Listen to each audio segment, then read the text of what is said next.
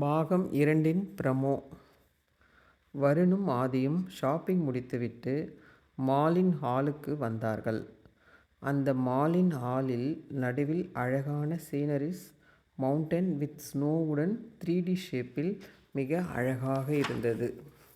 அதை கண்டவுடன், ஹாய் மச்சி, அழகா சீனரிஸ்டா, நீ அங்கே போய் நில்லுடா, நான் உன்னை ஒரு ஃபோட்டோ எடுக்கிறேன் என்றான் வருண்.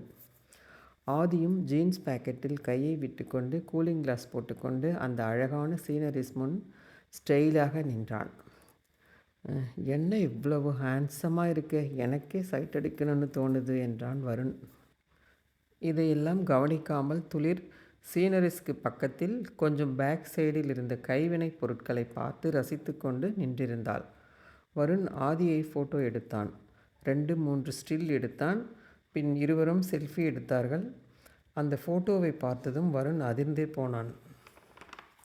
அந்த ஃபோட்டோ அவ்வளவு தத்துரூபமாக அழகாக இருந்தது. ஆதியும் துளிரும் ரியல் கப்புள் மாதிரி இருந்தார்கள்.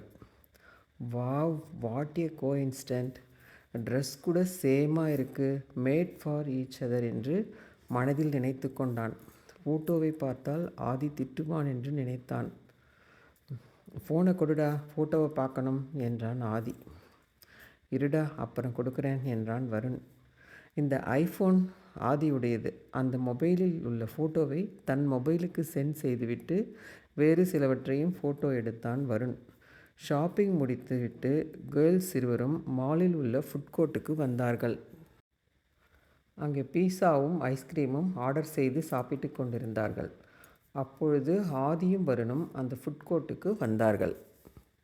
இந்த கதையின் 2ஆம் பாகத்தை வெள்ளிக்கிழமை காலை 10:30 மணி அளவில் கேட்கலாம்.